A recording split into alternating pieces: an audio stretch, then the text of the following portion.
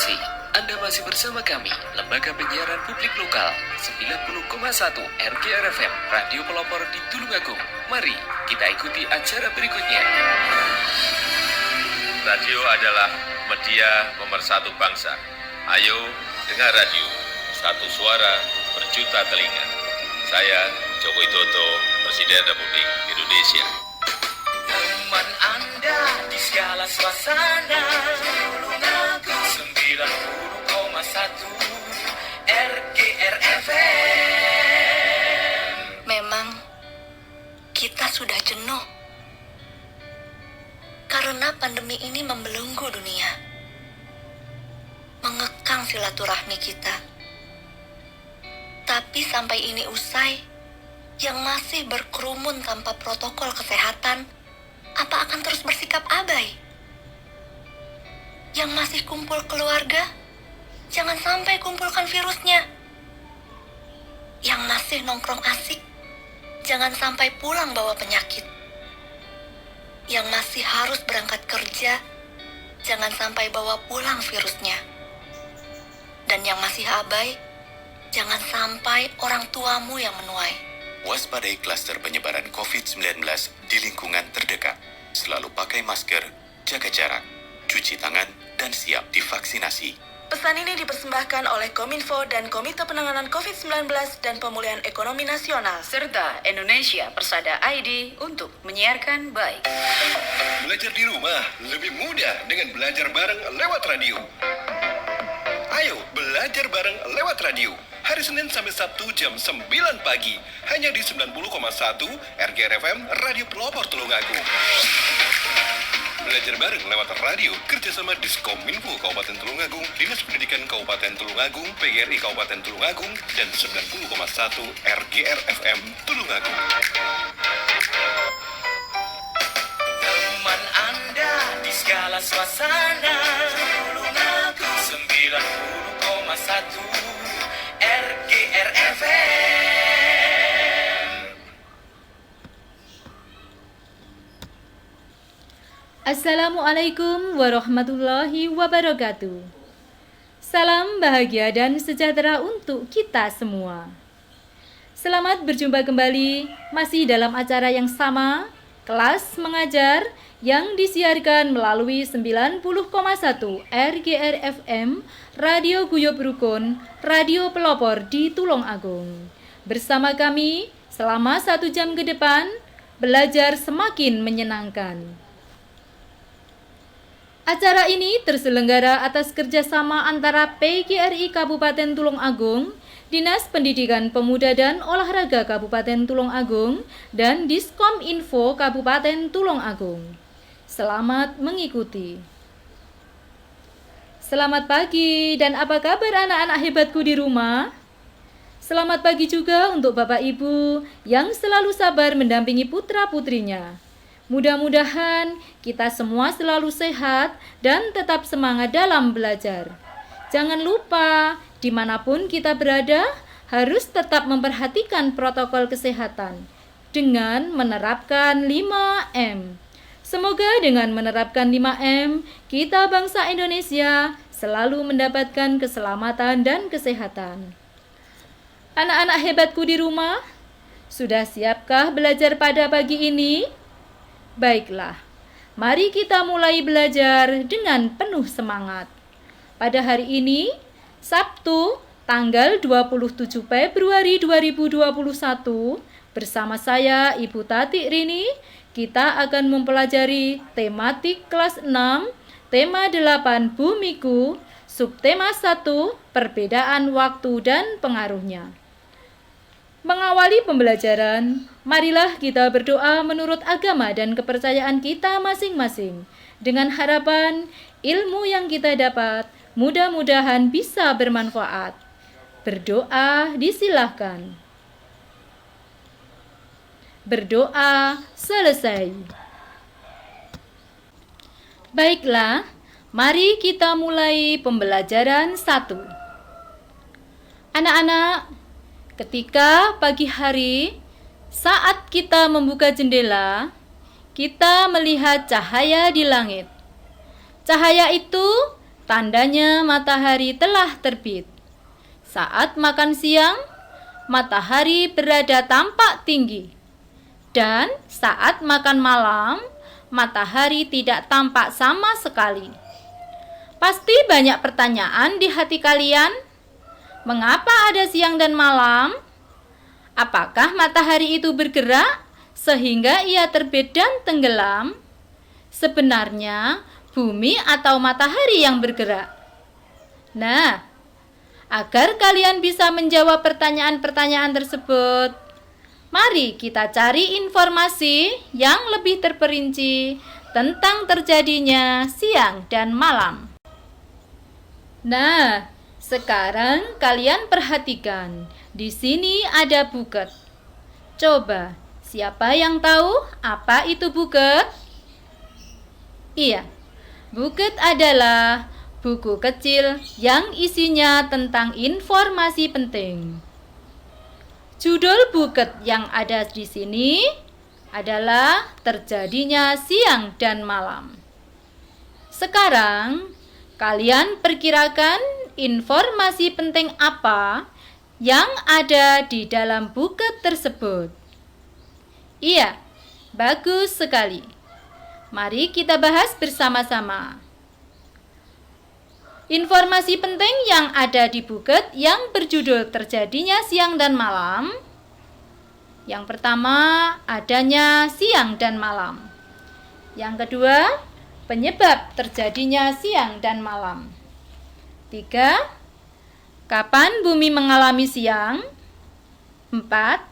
Kapan bumi mengalami malam? 5. Posisi matahari diam atau bergerak?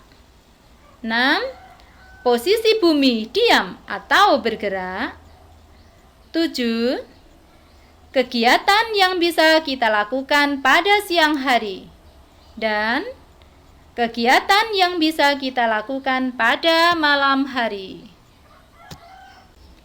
Anak-anakku yang hebat, agar kalian jelas tentang terjadinya siang dan malam, mari kita lanjutkan dengan mengamati globe atau tiruan bumi berikut.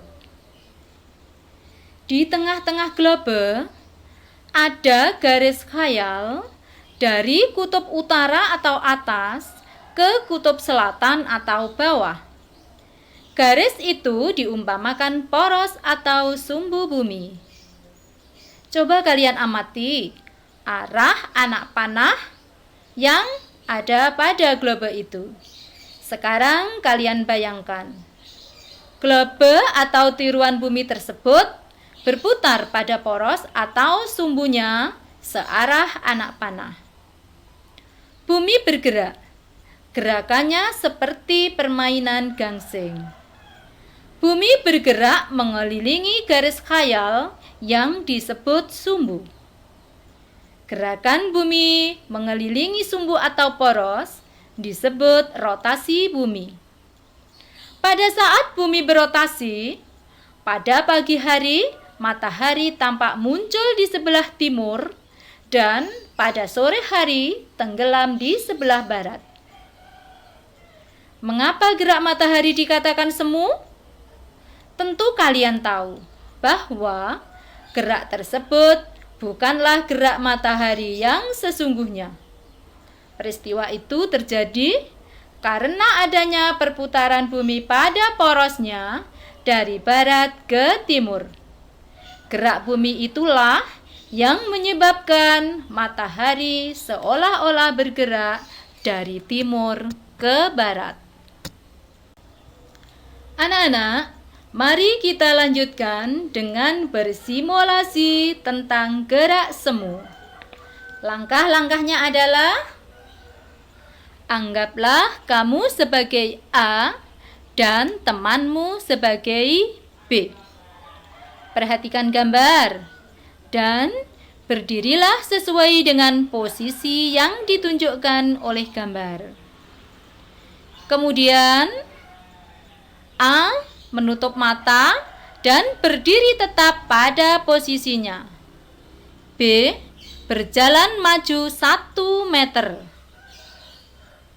Selanjutnya, A membuka mata dan mengamati perubahan posisi B. Ternyata perubahan posisi B terjadi karena B bergerak ke depan. Akan tetapi A seolah-olah dirinya yang bergerak mundur sehingga ia berada di belakang B. Peristiwa ini mengilustrasikan gerak semu harian matahari. Anak-anak hebatku kelas 6, kita lanjutkan pada pembelajaran 2. Anak-anak, kita tinggal di planet Bumi. Seperti yang kita pelajari tadi, bahwa planet Bumi mengalami siang dan malam. Pergantian siang dan malam menunjukkan adanya perbedaan waktu.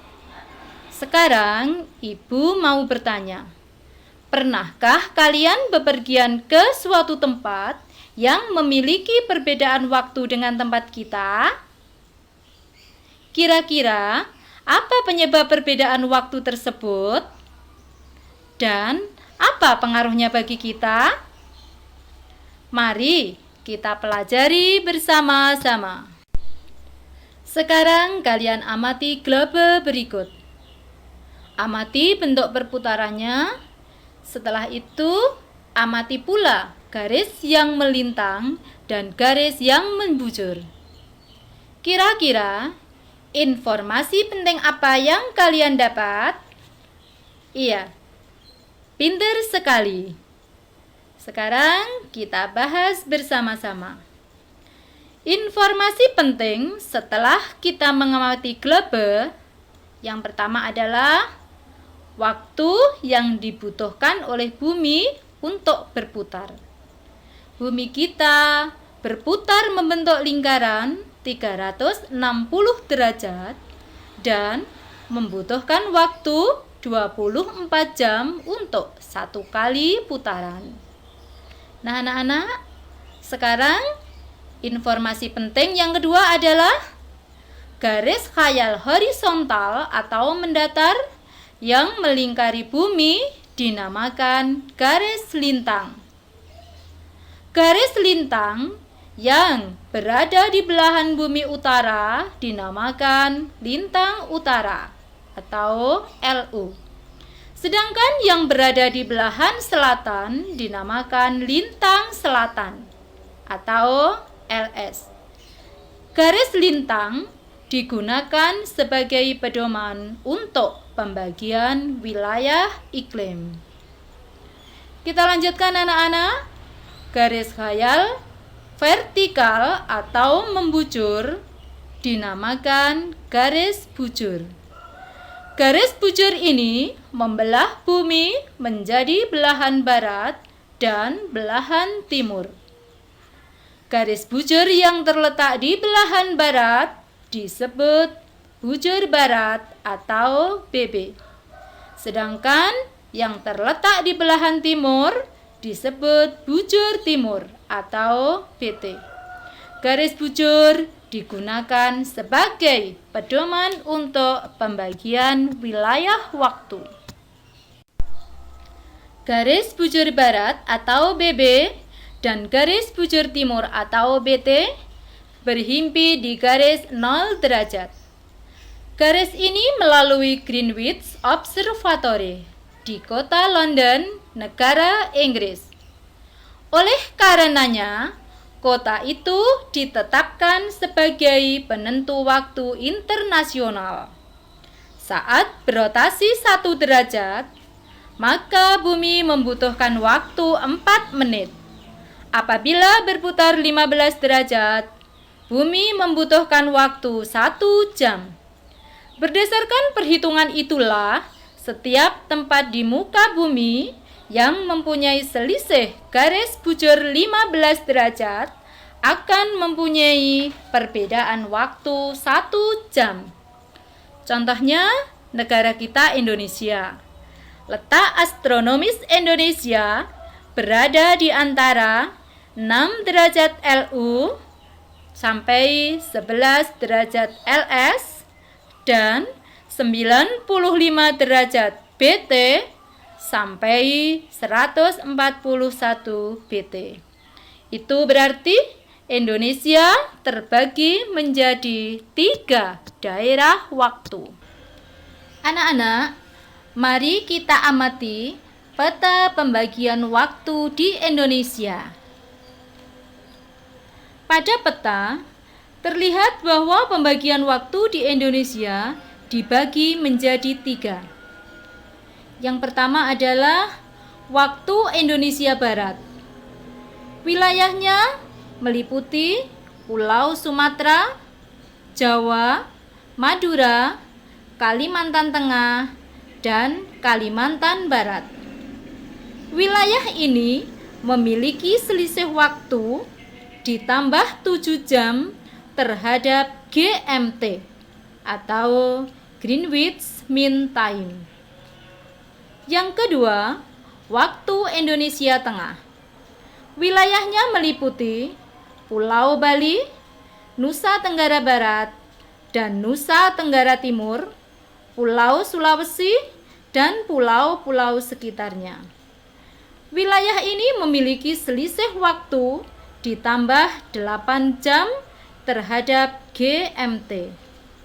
Yang ketiga, waktu Indonesia Timur. Wilayahnya meliputi Kepulauan Maluku dan Papua. Wilayah ini memiliki selisih waktu ditambah 9 jam terhadap GMT. Anak-anak, sungguh luar biasa keagungan Tuhan. Bumi, langit, dan seisinya adalah bukti nyata mahakarya Tuhan yang Maha Esa. Sudah selayaknya kita selalu mengucapkan syukur atas anugerah tersebut.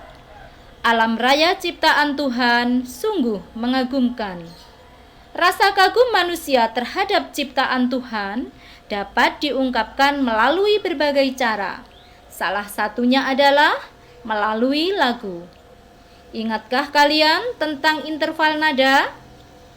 Ayo, kita ingat kembali materi tentang interval nada. Coba, siapa yang sudah ingat? Iya, pinter. Interval nada adalah jarak antara 2 buah nada.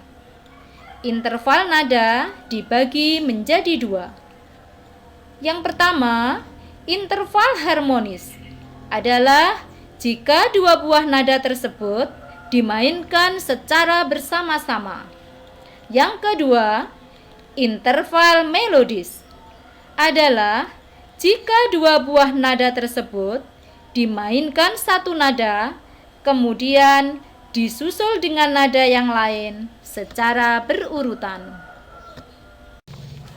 Anak-anak, pernahkah kalian mendengar lantunan lagu Ambilkan Bulan Bu? Iya, pernah semua. Lagu Ambilkan Bulan Bu merupakan lagu anak-anak ciptaan Bapak Ate Mahmud. Siapakah beliau? Bapak Ate Mahmud adalah pencipta lagu anak-anak, dan sudah banyak lagu anak-anak yang beliau ciptakan. Sekarang amati lirik lagu Ambilkan Bulan Bu. Kira-kira apa isi dari lagu tersebut? Iya, bagus sekali. Isi dari lagu Ambilkan Bulan Bu adalah permintaan seorang anak kepada sang ibu untuk mengambilkan bulan di atas langit yang sangat terang benderang untuk menemani tidur sang anak di malam yang gelap. Hal ini mengandung arti bahwa seorang anak selalu meminta sesuatu kepada sang ibu. Sang ibu dengan sabar dan sepenuh hati berusaha memenuhi kebutuhan anaknya. Nah, kalau sudah, sekarang identifikasi interval nada pada lagu Ambilkan Bulan Bu tersebut dengan nada C mayor. Gunakan gambar interval nada sebagai acuan. Anak-anak hebatku, kita lanjutkan pada pembelajaran 3. Di dalam hidup bernegara, negara kita juga mempunyai negara tetangga. Apakah yang dimaksud negara tetangga? Iya, negara tetangga Indonesia adalah negara-negara yang berada di sekitar Indonesia. Negara tetangga Indonesia itu banyak sekali. Tetapi pada pembelajaran ini, kita batasi negara tetangga Indonesia yang berada di kawasan benua Asia, khususnya kawasan Asia Tenggara. Sekarang, coba siapa yang bisa menyebutkan negara-negara mana saja yang termasuk di kawasan Asia Tenggara? Iya, pintar sekali. Jadi, negara-negara yang termasuk di kawasan Asia Tenggara adalah Kamboja, Laos, Myanmar, Thailand, Vietnam, Brunei Darussalam, Filipina, Indonesia, Malaysia, Singapura, dan Timor Leste. Anak-anak, sekarang kalian baca bacaan tentang kawasan Asia Tenggara. Setelah kalian baca, kemudian temukan informasi-informasi penting tentang Asia Tenggara. Iya, baik sekali. Informasi penting tentang kawasan Asia Tenggara diantaranya adalah Asia Tenggara terletak pada 29 derajat lintang utara dan 6 derajat lintang selatan. Berdasarkan garis lintangnya, hampir seluruh wilayah Asia Tenggara berada di daerah tropis. Secara geologis, sebagian besar wilayah Asia Tenggara dilalui rangkaian pegunungan muda Mediterania. Secara geografis, wilayah Asia Tenggara berada di jalur lalu lintas yang menghubungkan Samudra Pasifik dan Samudra Hindia antara Australia dan Asia. Kawasan Asia Tenggara juga dilalui jalur pelayaran antara Asia Timur dan Asia Selatan. Informasi penting selanjutnya adalah kesamaan wilayah Asia Tenggara, yaitu sama-sama dilalui oleh pegunungan muda yang masih aktif. Kenyataan ini ditunjukkan dengan sering terjadinya gempa vulkanik dan gempa tektonik. Kemudian, sebagian besar wilayah Asia Tenggara terletak di daerah tropis. Tingginya curah hujan ini juga menyebabkan kawasan Asia Tenggara banyak hutan lebat. Di kawasan Asia Tenggara berlaku musim penghujan dan musim kemarau.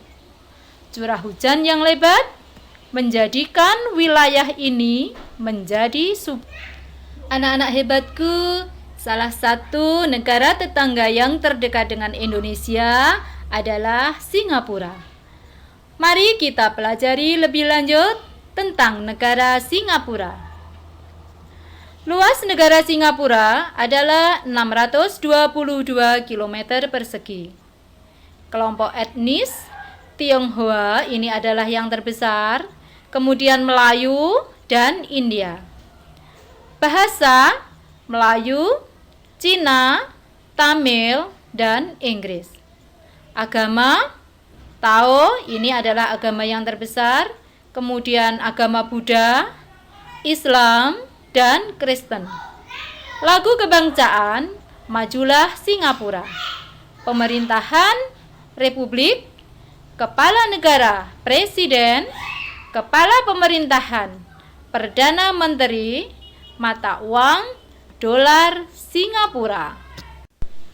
Anak-anak, di antara kalian, coba siapa yang tahu hal yang menarik tentang Singapura? Iya, pinter. Hal yang menarik tentang Singapura adalah bahwa Singapura itu menjadi salah satu negara yang paling bersih di dunia. Sebagai warga yang tinggal di negara kecil, rakyat Singapura sadar bahwa lingkungan harus dijaga. Pemerintah Singapura pun menerapkan peraturan yang sangat ketat untuk menjaga kenyamanan dan kebersihan negara. Peraturan yang ketat, kedisiplinan, dan kepedulian penduduk terhadap lingkungannya itulah yang menjadikan Singapura menjadi salah satu negara terbersih di dunia. Anak-anakku kelas 6, menjaga lingkungan merupakan kewajiban yang harus ditunaikan oleh setiap anggota masyarakat tanpa membedakan umur, jenis kelamin, ataupun status sosial. Kewajiban menjaga lingkungan dapat dimulai dari keluarga. Keluarga adalah komunitas masyarakat yang paling kecil. Keberhasilan kita dalam melaksanakan kewajiban di lingkungan keluarga akan menentukan keberhasilan kita dalam melaksanakan kewajiban di lingkungan yang lebih besar. Sekarang, Ibu mau bertanya, apa kewajibanmu sebagai anggota keluarga dalam menjaga kebersihan lingkungan? Iya, betul sekali. Jadi, kewajiban kita sebagai anggota keluarga dalam menjaga kebersihan lingkungan adalah 1. Membuang sampah pada tempatnya. Akan lebih baik lagi jika kita membuangnya dengan membedakan sampah basah dengan sampah kering dan sampah organik dengan non-organik. Kemudian yang kedua, membiasakan membersihkan rumah. Biasakan kita untuk membersihkan kamar, kamar mandi, dapur, halaman rumah, selokan, dan area sekitar rumah secara rutin. Yang ketiga adalah membersihkan selokan. Tujuan dari membersihkan selokan ini adalah agar air tidak tersumbat oleh sampah. Apabila tersumbat, bisa saja akan menimbulkan aroma yang tidak sehat dan menimbulkan datangnya serangga, seperti kecoa, lalat, dan sebagainya. Yang keempat adalah membakar sampah. Sampah yang sudah dibuang kalau sudah banyak sebaiknya dibakar agar tidak berterbangan dan berserakan kembali. Yang selanjutnya adalah melakukan langkah 3M. Apa itu anak-anak 3M? Iya. Yang pertama, menutup tempat penyimpanan air. Yang kedua, menguras bak mandi secara rutin. Yang ketiga, mengubur barang-barang bekas. Dan yang keenam, selalu menerapkan 3B. 3B adalah membuang sampah di tempat yang sudah disediakan. Bersihkan segala sesuatu yang kotor dan biasakanlah untuk hidup sehat dan bersih. Anak-anak hebatku, masih tetap semangat?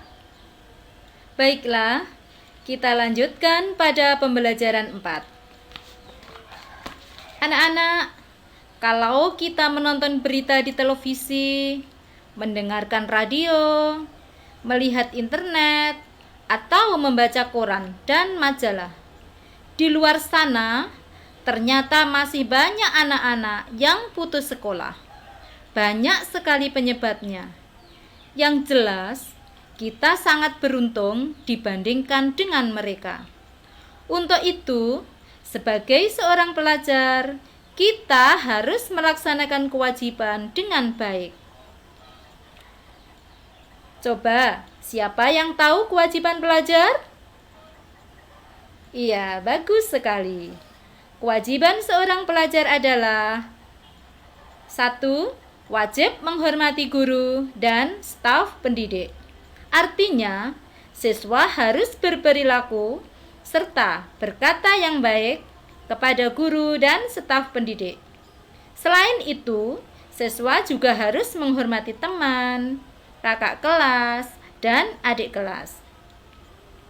Selanjutnya yang kedua, wajib menjaga kebersihan serta ketertiban di sekolah. Tujuannya agar sekolah tetap bersih, caranya dengan membuang sampah pada tempatnya.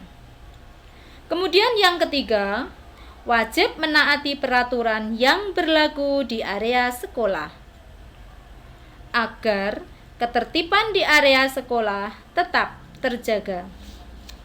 Selanjutnya yang keempat, wajib mengerjakan dan mengumpulkan tugas tepat pada waktunya.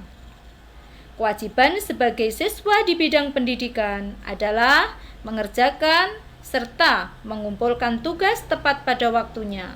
Selain agar untuk mendapatkan nilai yang baik, hal ini juga melatih siswa untuk disiplin. Yang kelima, wajib menolong teman, guru, atau staf pendidik agar dapat menumbuhkan sikap saling menghormati dan menghargai. Anak-anak hebatku, masih ingatkah kalian tentang negara tetangga kita Singapura? Sekarang, mari kita cari informasi negara tetangga lainnya, yaitu Thailand dan Vietnam. Kita pelajari yang pertama adalah negara Thailand. Ibu kota negara Thailand adalah Bangkok. Luas negaranya 513.115 km persegi. Kelompok etnis terbesar Thai, Tionghoa, dan Melayu. Lagu kebangsaan Peng Char Thai, agama Buddha, pemerintahan kerajaan, kepala negara, raja, kepala pemerintahan, perdana menteri, mata uang, baht. Batas negara, sebelah utara berbatasan dengan Laos, sebelah timur berbatasan dengan Kamboja, sebelah selatan dengan Malaysia, sebelah barat dan barat daya berbatasan dengan Myanmar dan Laut Andaman. Wilayah geografis Thailand dapat dibedakan menjadi 4, yaitu dataran rendah, pegunungan, pegunungan kapur, dan tanah genting kera. Bagian utara dan barat merupakan pegunungan. Pohon jati banyak tumbuh di pegunungan utara dan tengah wilayah Thailand berupa dataran rendah. Anak-anak, sekarang kita lanjutkan tentang membaca memindai. Apakah itu membaca memindai? Iya. Membaca memindai adalah di dalam membaca memindai, pembaca akan langsung mencari informasi tertentu atau fakta khusus yang diinginkan tanpa memperhatikan atau membaca bagian lain dalam bacaan yang tidak dicari. Untuk lebih memahaminya, ayo bacalah bacaan tentang negara Vietnam berikut dengan teknik membaca memindai. Setelah membaca dengan cara memindai, coba kalian tuliskan informasi yang kalian dapat tentang negara Vietnam. Iya, bagus sekali. Ibu kota negara Vietnam adalah Hanoi. Luas negaranya 331.210 km persegi. Kelompok etnis Vietnam, Cina, Perancis, dan Inggris. Agama Buddha, ini adalah agama yang terbesar, kemudian Kristen, kemudian Tao. Pemerintahan Republik Sosialis. Kepala negara, presiden. Kepala pemerintahan, Perdana Menteri. Mata uang, dong. Batas negara Vietnam sebelah utara berbatasan dengan Tiongkok, Sebelah timur dan selatan berbatasan dengan Laut Cina Selatan. Sebelah barat berbatasan dengan Teluk Siam, Kamboja, dan Laos. Daerah negara Vietnam terdiri atas bukit-bukit dan gunung-gunung, berhutan lebat, serta sedikit dataran rendah. Wilayah Vietnam bagian utara berupa pegunungan, sedangkan bagian selatan berupa dataran rendah yang subur. Anak-anak, negara-negara yang terletak di Asia Tenggara telah bersepakat untuk membentuk sebuah organisasi yang bernama ASEAN. Organisasi ASEAN ini didirikan pada tanggal 8 Agustus 1967 di Bangkok, Thailand. ASEAN bertujuan menjalin kerjasama antar negara Asia Tenggara. ASEAN diprakarsai oleh perwakilan 5 negara Asia Tenggara, yaitu Menteri Luar Negeri Adam Malik dari Indonesia, Tun Abdul Razak dari Malaysia, Tanat Koman dari Thailand, Raja Ratman dari Singapura, dan Narcisco Ramos dari Filipina. Mereka menandatangani deklarasi pendirian ASEAN. Deklarasi itu bernama Deklarasi Bangkok. Negara Indonesia menjalin kerjasama dengan negara-negara di Asia Tenggara. Kerjasama tersebut dilakukan demi kemajuan anggota. Kalau pada subtema yang lalu kita mempelajari kerjasama ASEAN di bidang pendidikan, sekarang mari kita pelajari kerjasama di bidang yang lain. Yang pertama, anak-anak, kita pelajari kerjasama ASEAN di bidang ekonomi. Kerjasama ASEAN di bidang ekonomi. 1. Pembukaan pusat promosi ASEAN. Promosi yang dilakukan oleh ASEAN meliputi sektor perdagangan, pariwisata, dan investasi. Pembukaan pusat promosi ASEAN dilakukan di negara Jepang, yang merupakan negara yang mempunyai perkembangan cepat dalam berbagai sektor. Kerjasama yang kedua, penyediaan cadangan pangan. Bentuk kerjasama dalam penyediaan cadangan pangan tidak hanya dilakukan untuk kerjasama yang saling menguntungkan, tetapi juga dalam keadaan yang darurat. Misalnya, ketika salah satu negara ASEAN mengalami krisis pangan karena bencana, negara lain siap menyuplai cadangan pangan untuk negara tersebut. Yang ketiga, penyelenggaraan proyek industri. Contohnya, pabrik pupuk di Aceh, pabrik pupuk di Malaysia, pabrik tembaga di Filipina, produksi vaksin di Singapura, dan produksi abu soda di Thailand. Selanjutnya, kawasan perdagangan bebas. Kawasan perdagangan bebas ASEAN atau AFTA merupakan bentuk kerjasama negara-negara ASEAN di bidang ekonomi. AFTA bertujuan memajukan sektor produksi lokal yang ada di seluruh negara ASEAN. Kerjasama yang lain, anak-anak, adalah Koperasi ASEAN. Koperasi ASEAN merupakan salah satu bentuk kerjasama negara-negara ASEAN dalam bidang ekonomi.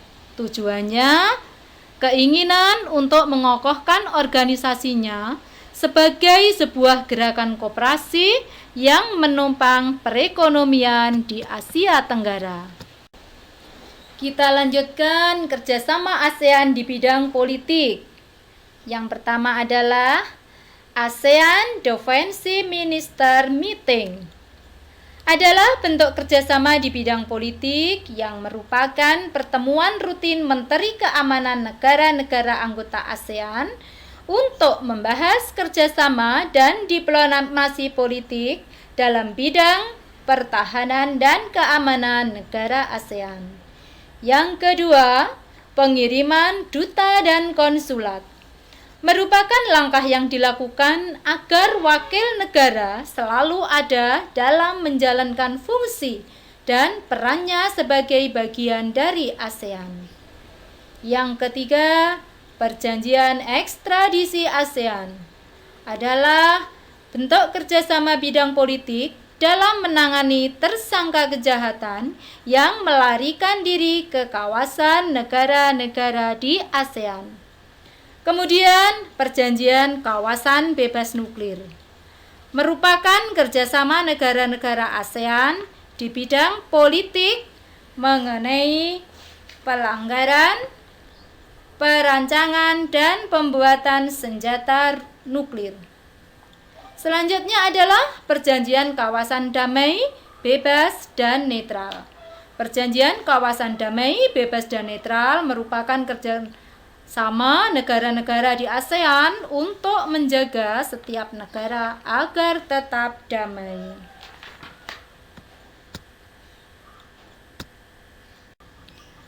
Anak-anak hebatku kelas 6, kita lanjutkan pada pembelajaran 5. Ketika musim hujan tiba, bumi menjadi basah karena tersiram air.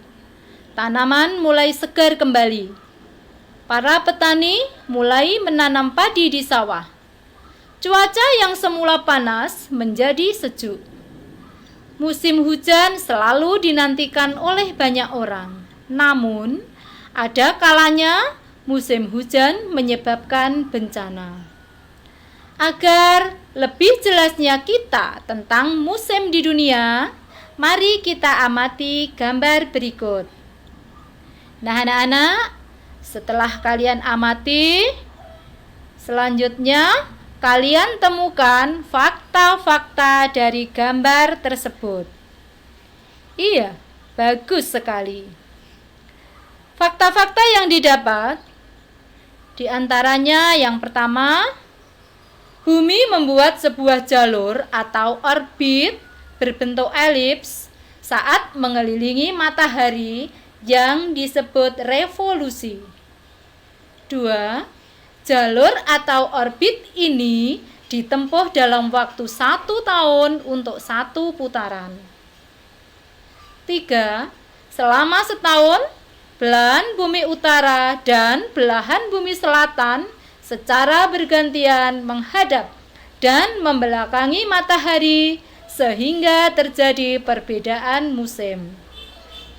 Selanjutnya, akibat revolusi bumi terhadap matahari, negara yang berada di belahan bumi utara dan selatan setiap 3 bulan sekali mengalami perubahan musim. Anak-anak hebatku, agar kalian lebih jelas tentang cara menjaga kebersihan lingkungan, marilah kita mempelajari tentang poster.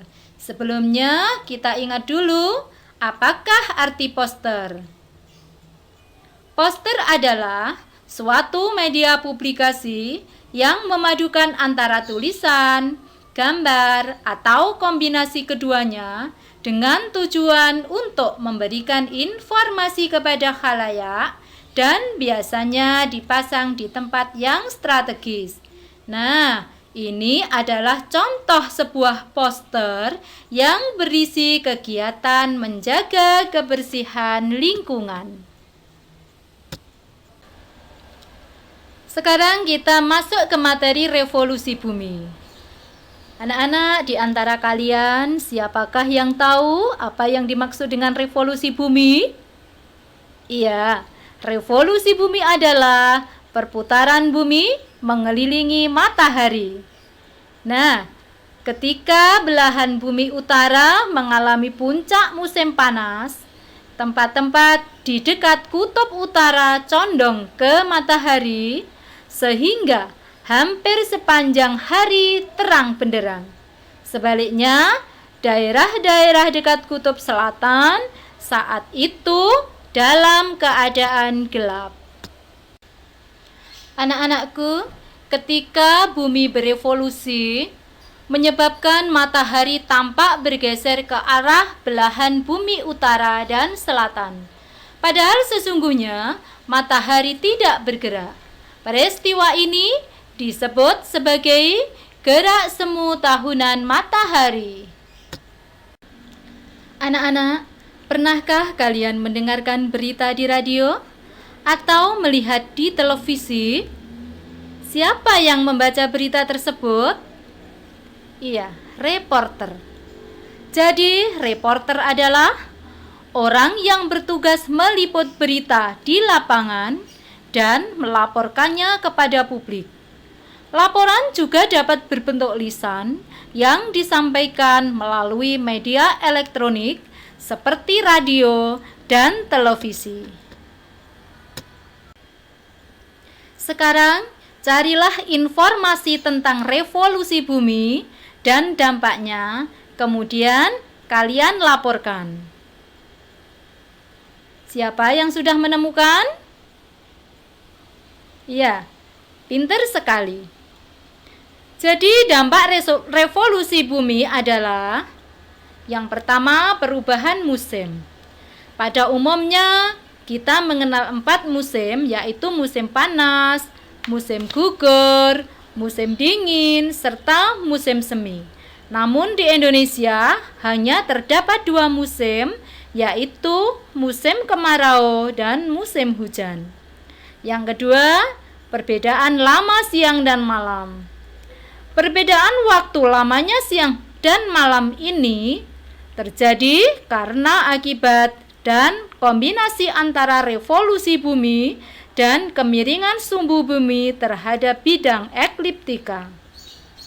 Yang ketiga, gerak semu tahunan matahari. Gerak semu tahunan matahari umumnya dikenal dengan posisi matahari yang berubah di tempat yang sama bila diamati secara berkala. Kemudian, perubahan letak rasi bintang. Ini jika dilihat dari bumi, sebenarnya terjadi karena posisi kita sebagai pengamat. Ketika bumi bergerak mengelilingi matahari, posisi rasi bintang pun seolah-olah berubah. Yang selanjutnya adalah kalender Masehi. Perhitungan kalender Masehi didapat dari 1 kali kala revolusi bumi selama 365,25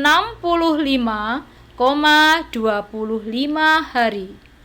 Di Indonesia berlaku 2 musim, yaitu musim kemarau dan musim hujan yang terjadi secara bergantian.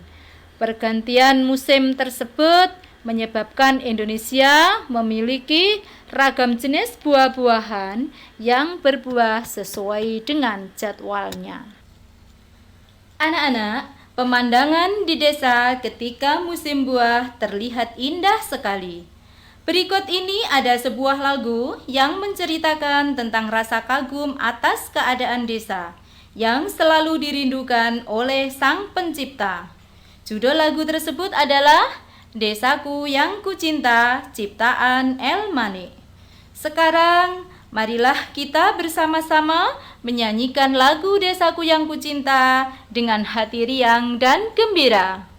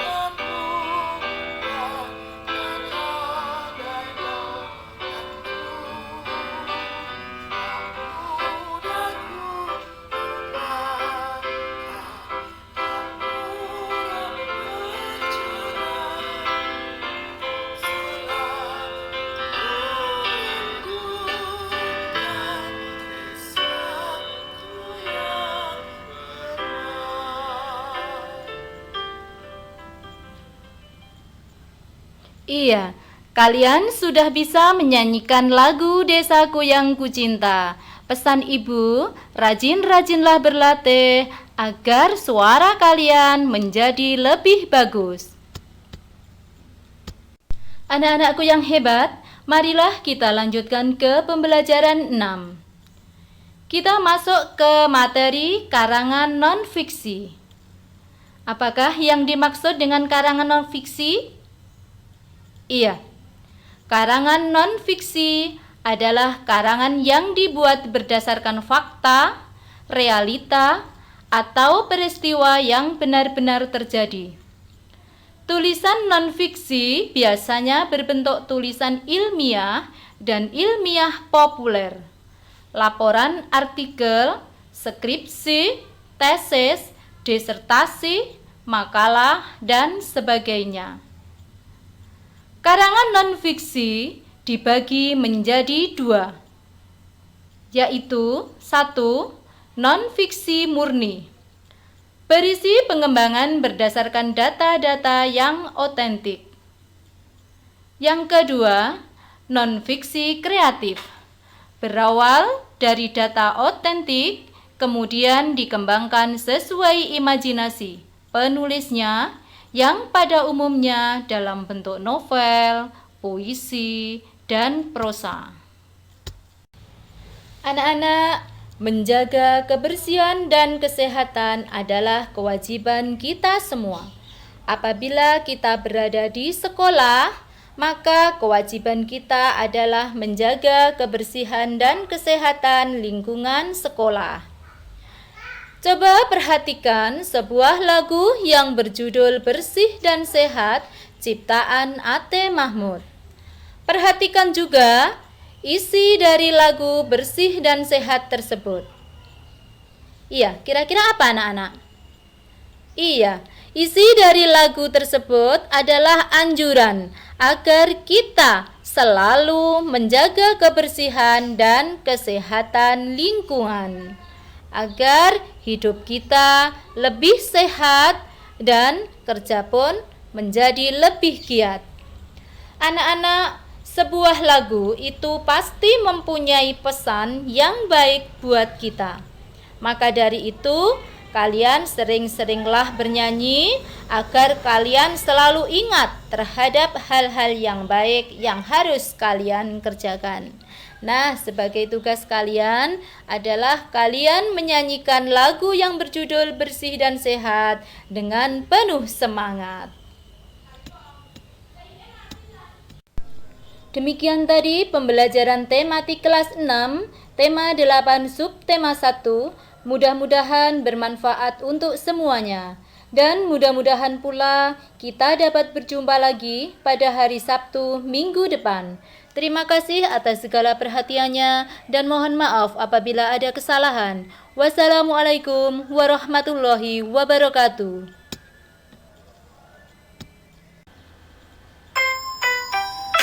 Teman Anda di segala suasana, tulung aku 90,1 RGR FM.